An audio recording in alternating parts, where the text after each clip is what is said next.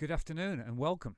Welcome to this lovely cold day here on a Friday, 12th of February, 2 days from Valentine's Day. And I thought I'd do another live session today on live looping, taking it one step further from the drum loops that we've been creating last week. And I did a third session yesterday just to sort of tidy a few things up that I forgot in the first two sessions. So today I'm actually going to take you through a track idea I started to throw together with some samples the other day, and I want to sort of show that how you can develop a track quickly for live scenarios and help you to sort of build up a live set where you can be a lot more creative with your music production. So once you create your clips, you can throw them into here, into different tracks, and then create different scenes and apply controllers to them. But I'll set it up in a specific way, going through a couple of subgroups and pre-masters and things like that, and I'll explain that as we go along. Now, obviously at the moment I've got my pre-master set up on here, and the reason for that is because it's got this side chain on the mic so that I can actually talk, and hopefully you won't get too much slapback delay if I do turn the music up loud. I have been testing that. So now we've got this, I've got my lovely warm Dutch jumper on again. It is my favourite jumper for this time of the year. I did actually buy it in Holland when I was at my first ever ADE in 2016. And this is the time of the year to bring it out. So without further ado, let's go into what we're going to do today. So introduction to live looping. It's just a little bit about myself again. I'm Darren Bayton and I'm a DJ music producer, and I was a lecturer, label events manager from 1993 to 2016. I used to run Digital Insomnia music group, or Digital Insomnia Recordings. I currently go under the artist names of DB9 Project and Dirty Midranger and Groove Agents, but also my past names were Pink Bomb and the Rhythm Purists. So in this session I'm just going to switch over. Give me 1 second and I'll show you today's itinerary. So introduction to live looping with myself, and as I said, mentioned, I'm Darren Bayton. I'm a DJ music producer, music lecturer, label events manager from 1993 to 2016, and I also ran Digital Insomnia Recordings and Digital Insomnia Music Group.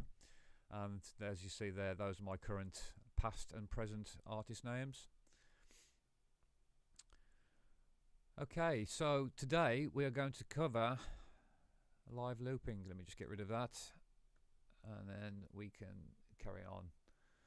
So guys, come along, and I hope you enjoy this. So try not to be too long today. I believe about half an hour, no more than 45 minutes. If we don't fit all of this in today, I will do another session next week to carry on, but today I'm going to try and get into it as quick as I can. So without further ado, I'm going to play you what I've got. I've got a few samples: a bass line, kick, clap, a hat, 2 hat patterns and a piano. And that's pretty much it at the moment. There's nothing on the midis. They're just the actual MIDI files for this bass and this piano. So the aim is to try and build a couple of scenes going across and create a quick arrangement that you're happy with, how you want to start your track. Now, most house tracks these days are usually starting with some form of effect, a breakdown, a kick at the start, an impact effect. So I've got a stem here that does just that. It's got a kick there and a kick there, and then this sort of slight riser effect. It comes through and carries on forward. And we'll go through the samples, and you can see what's going on. And then I'm going to change this into another section and show you how I've slightly created the build using, it looks something like this at the moment. Okay, so that's what I'm currently at, and I've been messing around with this the last couple of days just to try and create some form of arrangement for you, to show you how quickly you can actually make a track once you have some parts in there. So, mic, hopefully you won't get any slapback delay. And I'm going to turn my mic, my speaker system up so I can hear what's going on. And so I will go quiet for a while, and I'll just stop as usual to try and explain what is going on.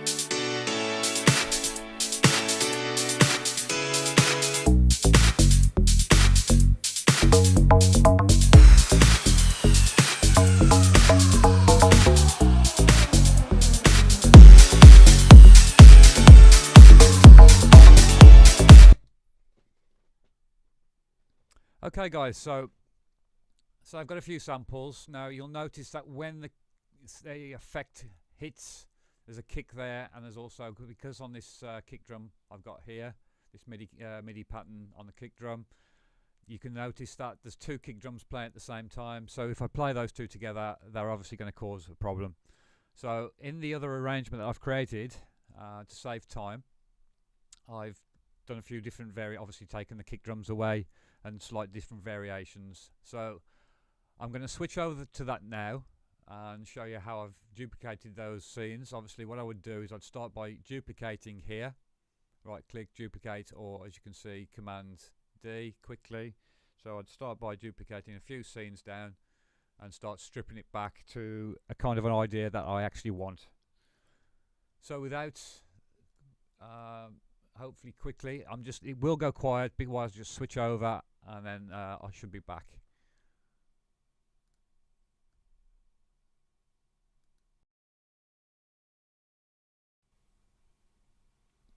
Okay, so let's just make sure I have got a signal coming through. Yes, okay, wonderful.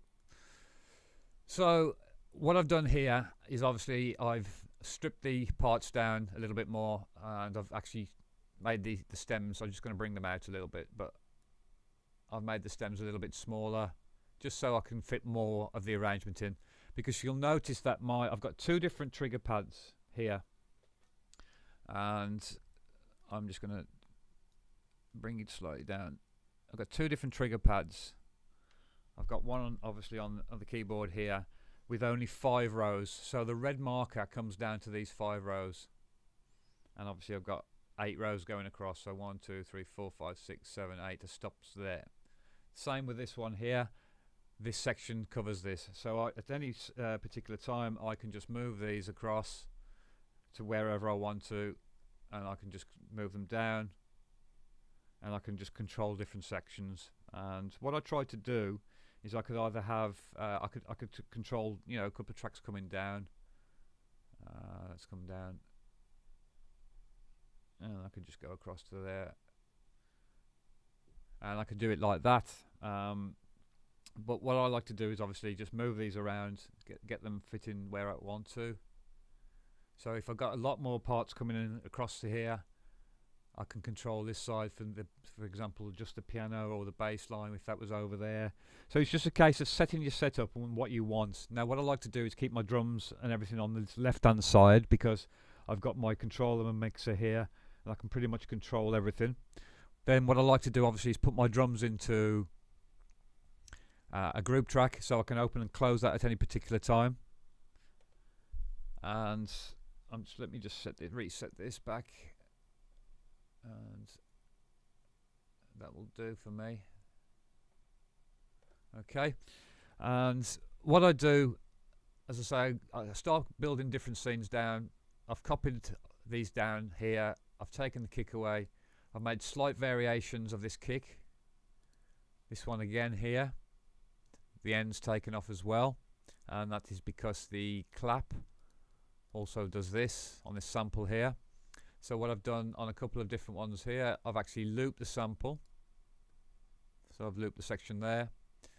And the same again. You'll notice that these effects are not actually looped, so they play through the duration, and then they are basically like one shot hits.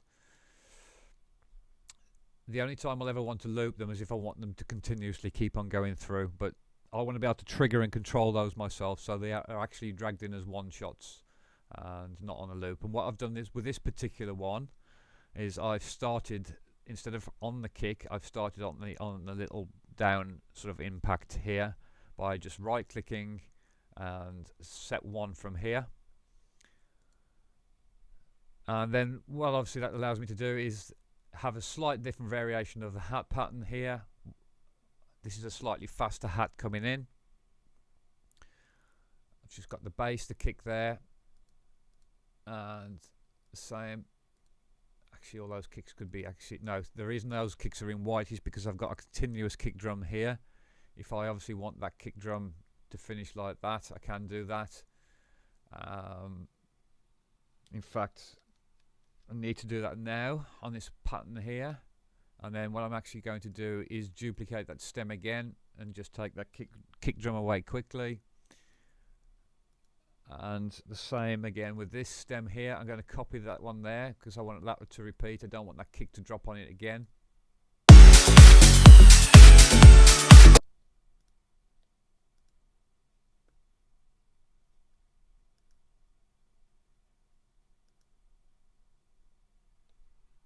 In fact, no, I want that one there, and I want that pink one to come back down to here.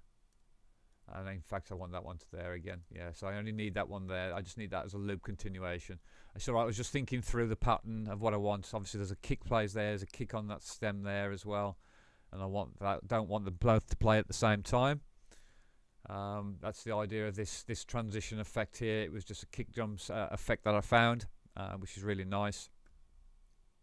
So how I started this, I looked for a particular key I wanted to work in. I found a bass sample I liked. I found a piano that would fit in key with it, and just literally threw in a few live samples, some hi-hats, claps, and a kick drum. Now there's a few things I want to do first. I want to start grouping my drums first of all. So I'm just going to quickly group those tracks. Now you'll notice that the outputs of these go to subgroup, and this is going to master. I need to change this to subgroup as well. I want to make sure they all go to this subgroup I've created here. What I did was right click, insert an audio track, made sure it's turned on to in, and the output is going to the pre-master because I need the pre-master to control the side chain on this microphone here, so that I can sort of cut out some of the slapback and the noise coming through the microphone when I turn my speakers back on. So that is why I've got that pre-master, you may wonder, but it is also useful for putting on a quick gate or a compressor or anything on there. So in this case I'm just going to put a very quick glue compressor on there. I'm going to play it, just check it out.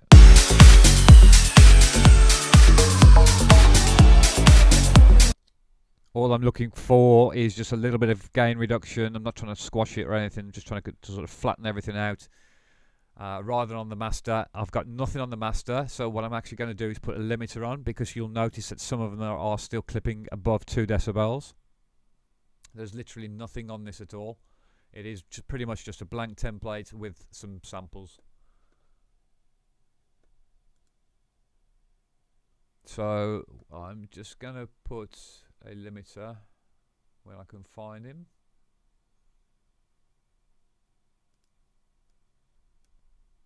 I'm just going to pretty much leave it as that, or just going to, yeah, I'll leave it as that for this particular session because I don't want to overcook the mix.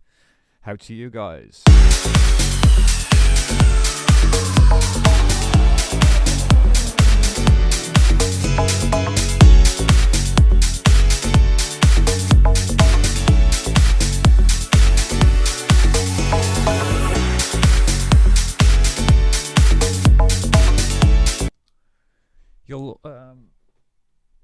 also notice that what I've done on this bass here, I've literally just looped half the bass.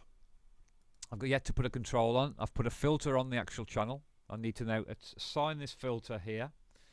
I'm going to do that by pressing Command M, click on filter. I'm going to assign one of my filters here, one of my controller pads, and that's pretty much it. I mean, I could actually now control the frequency, the maximum and minimum frequencies here, but for this particular one I don't want to do that. I just want to be able to sweep it through.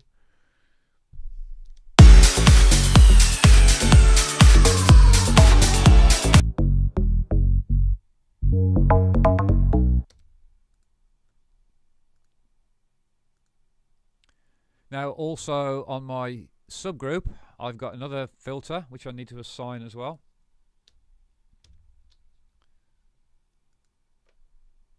So I'm just assigning that there again,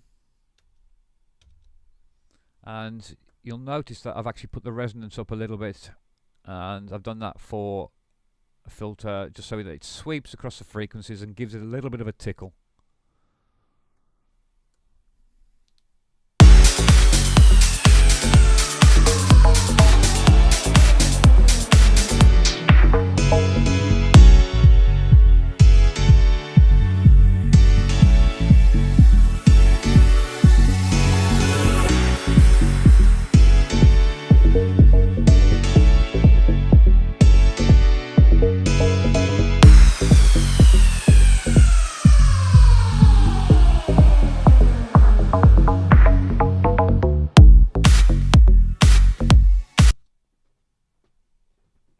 Okay, so that's literally what I've done there, is routed the kick drum through to the subgroup. I've routed also my bass through to my subgroup, and obviously the drums were routed through to the subgroup as well. Now I just want to put a compressor on the drums, pretty much a glue limiter, or sort of say a full parallel.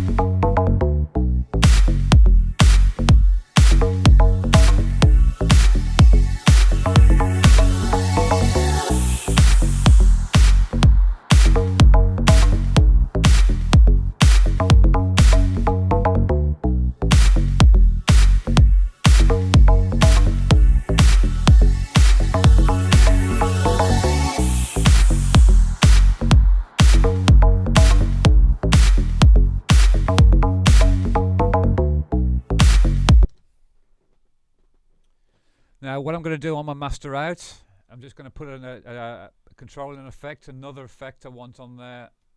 I'm trying to keep it as simple as possible for this now, and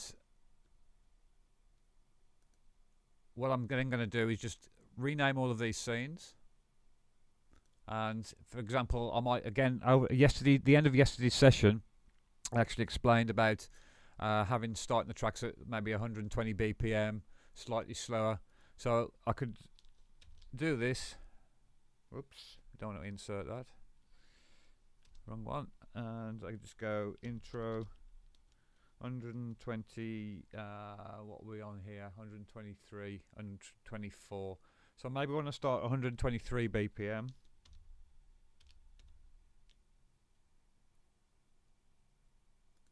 And then I'm just going to say the same for intro 2.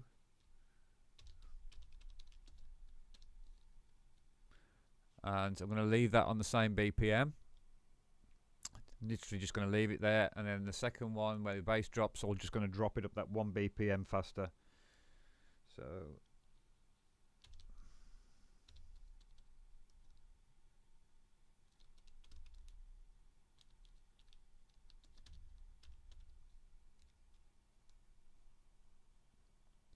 okay, so let's have a listen.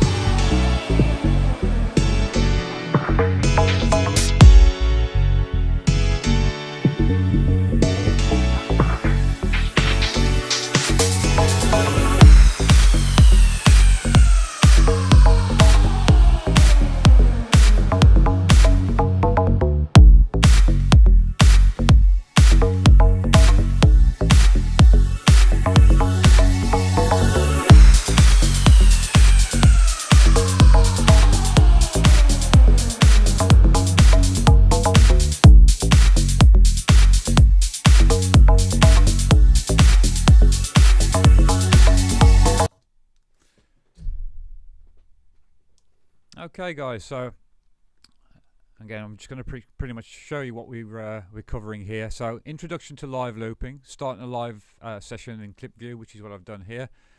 Creating loop scene variations, which I'm starting to do with the looping variations and the kick variations, making sure that my clap is looped through. So all I'm doing is just making different variations of the clips. I've added effects plugins on a subgroup and on my master chain. I'm about to do that now. So I'm going to come here, I'm going to put my bass clef and make sure it's before my limiter. And again, I'm just going to assign this.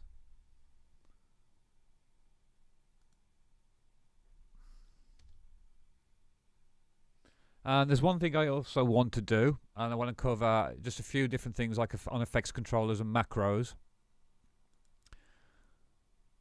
And that is basically, because my mixer, this mixer I've got here, this sort of Vestax mixer, that I've it kind of overrides in Ableton Live 10. It overrides compared to version 9. It used to be a blank canvas, but it kind of just overrides. So if I knock these, they will literally just go to the top and +6, and they shouldn't be. And I'll try and bring them down. There's a kind of there's a bit of a gap from here, around here to here. So I can't pretty much use these. I don't know what's caused it. It's just literally jumping from one to the other. So it's literally just, it clips everything out really, really fast. So I tried to avoid touching these. So what I've done is, obviously I want to assign these because I can go right to the top and these go +6 as well on this little mixer here. So what I want to do is actually want to assign these so they don't go above a certain level. So I'm going to go into all of these. I'm going to click on this one, assign, and that's the kick drum. So what I want to do is I want to make sure that is maximum minus about -6, -6, -7. So I can literally go to the top, and it should, when it kicks back in, there we go, it's come back. It's dropped out again then. So it should go to pretty much, when I push that up to the top, it won't go past +6. So I want to do the same again with these. I need to know my levels, so I'm just going to go through them.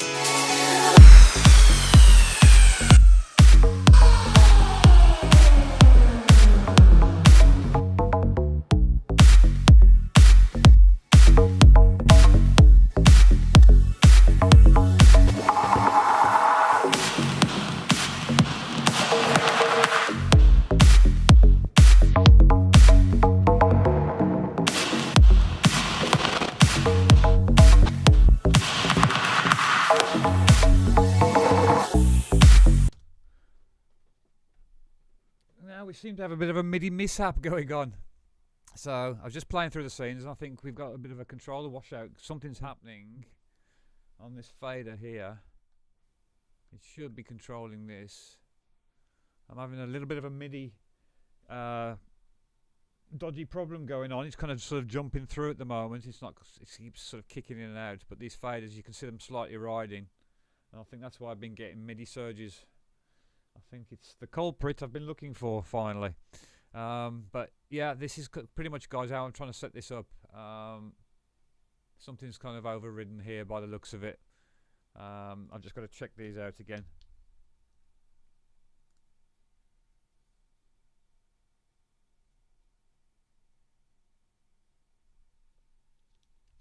So everything seems to be fine. There we go, it's reset itself again. That's fine, that one's fine. That one's fine. That one's resetting that, but that wasn't playing. That seemed to be controlling the bass clef watchout, which is actually meant to be controlled over here. But something was going a little bit AY towards the end of that little end of that mix then. But anyway, that's pretty much a live setup. Coming towards the end of the session today, pretty much on this. What I would like to sort of try to do is show how I transition to another idea.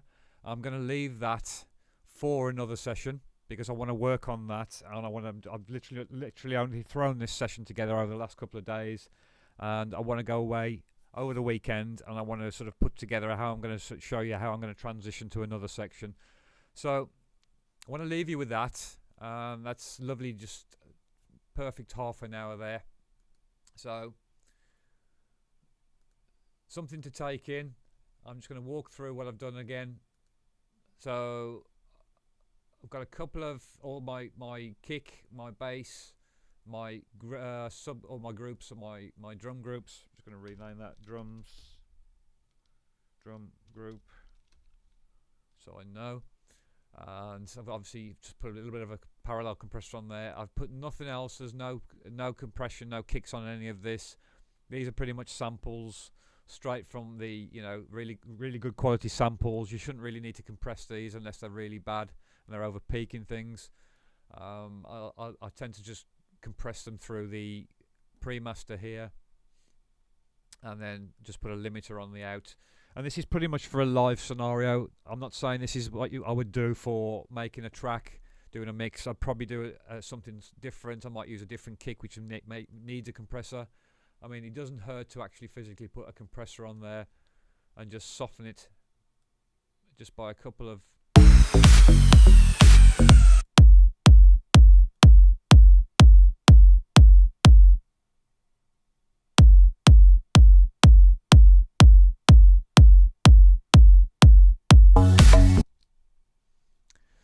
So, if you just want to tame your kicks and you think there's a few elements, you might want to put one on the bass. You just want to bring the bass up a little bit more in the mix. So push the ratio up to about 5:1, anything from 3.5 to 5:1.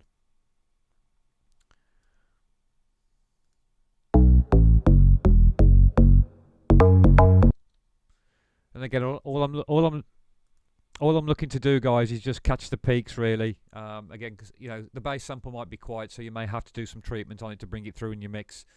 But if everything's pretty much balanced and I've got a nice level at -6, my bass has to come up a bit louder on here because the sample's quite quiet. If that was a VST instrument, it might be down at -12. So it's just get your balances right, get your mix balances right. Set those macros. Get in the macros, start setting those up, your controllers, assign your controllers quickly, set everything up very quickly, know what you're doing. And as I say again, I like to have this open sometimes with my drum pattern, so I can just take certain parts of the drum out in and out of the mix, and other parts I can just control literally all the drums at once. So, as I say, I like to have that open. If I've got more parts going across here, what I would do is I'd have this side controlling the all of the drums and everything. So I could open this up. I'd move my bass across over to here. So it's just getting a little bit organised, really. Come on. So keeping the effect, the kick there together, keeping the drums there together, and the stem. So I've got all control over my drums. As soon as I open that up, I've got all my drums controlled over here, and I can just jump around and play whatever I want, and know that I've got different variations based on my colouring, filters. As I say, again, I've got a filter assigned here, and that's assigned to just one of the controllers on here. And again, it just, if you've got lots of hat parts and drum parts, it gets very untidy and messy. That's why I like to group them, because if I've got 3 or 4 parts, like a ride, I might put a ride in there soon, and other effects, other hats and hits and stuff, and percussion hits. I'm yet to sort of build this up. And what I would do is then I would start to have more elements, so that I could start to transition to another track idea, which is what I want to cover in the next session. And I'm going to build that up so I can transition from one session to the next part and be able to move down. What I try to do is just keeping these limits within no more than 4 or 5 track sections. Keep it simple, keep it stupid, as daft as it sounds, but you've got a lot to control, and keep your effects simple. As I say, obviously on my pre-master, I've just got a glue compressor. All I've done with the threshold is dropped it down to about -8 decibels, and that is purely just to get about no more than 5 decibels of gain reduction. That's all I'm looking for, to just sort of tighten everything together. And I don't really need a compressor on this. I've got no EQs on them. I could start putting EQs onto them, and maybe I could EQ some of the sections out. Also, my live controllers here. Again, my tracks are controlled, so any of these will start to. You can see that one there, because I've squashed it down. You can't quite see the controller. You can see that's moving there. That one's live on that one there. And everything's just pretty much mapped to this controller, so I can start bringing in delay effects, reverb effects. So on the drums, I might want to put that delay effect that I was doing yesterday.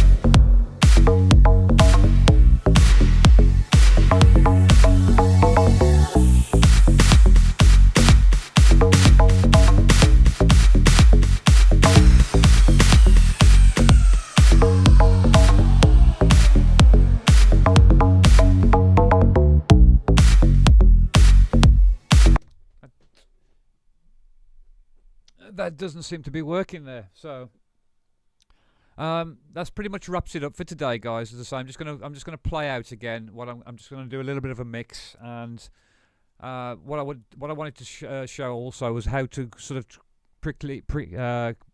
create your builds and breakdown sections. So that's kind of what I've done here.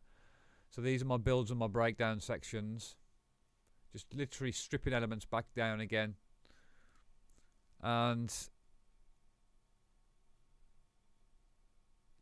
what else was I? Track building, yeah. I was actually going to show you how I'd record that into a live session. I did that yesterday, but we'll do that. I'll do that now. If I wanted to just pretty much record this, I could do that on the fly again. So I'm just going to go into the arrangement view. I'm just going to reset everything from the scratch, make sure that I'm over there on the start. I'm going to hit the record button.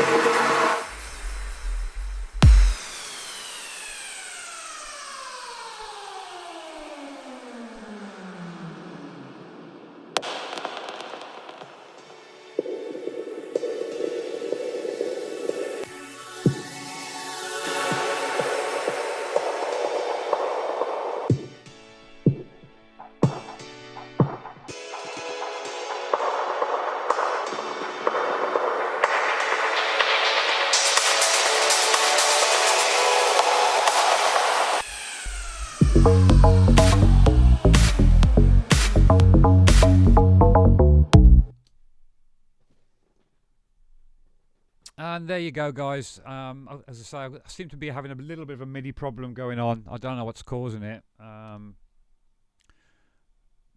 of the faders is dropping things out, and one of these controllers is doing something double, and I've got to try and suss it out. So I need to go through my MIDI mapping here and find out what is causing that. But literally, as I'm moving one of the faders, it's dropping the piano levels down. But it's also controlling from here as well, and it's a bit weird. I've got to try and suss that out. It's not. There we go. No, try that again. But we'll leave that, as I say, today for another session. But I hope that's helped in understanding how to build a track very, very quickly. Again, I'm just going to do sort of play out. I want to show you why I like to have these open, because I can just literally throw the drums in and out when I want them. I can create a live mix on the fly.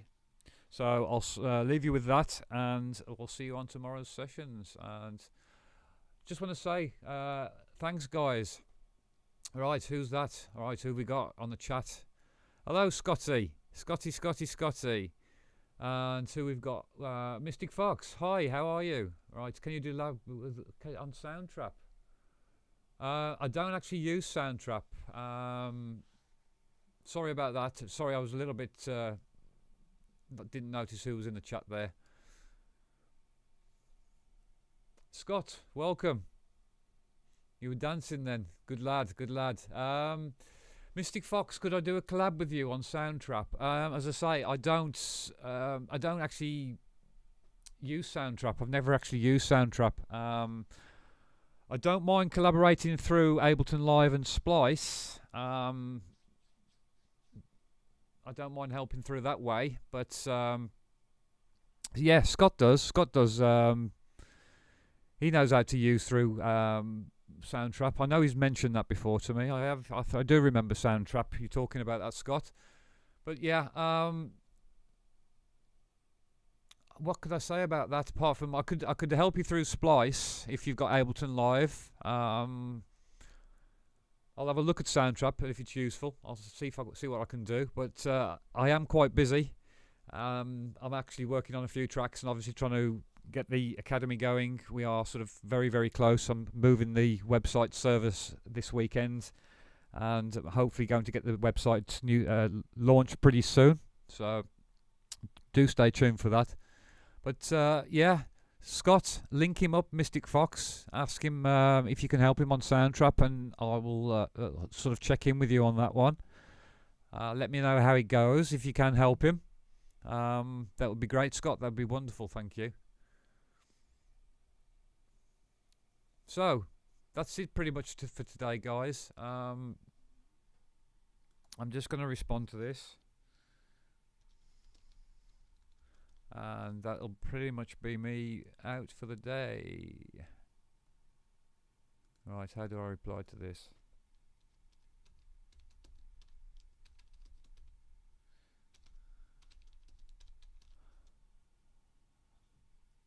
Have I done that right? Yeah.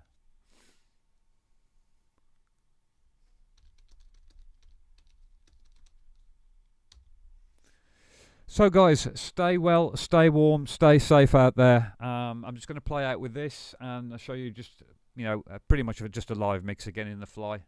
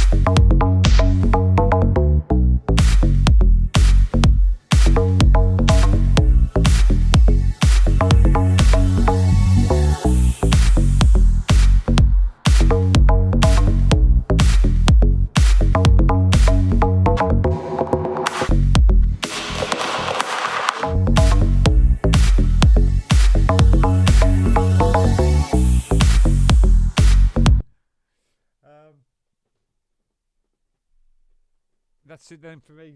For me, guys, stay safe, as I say. Stay well.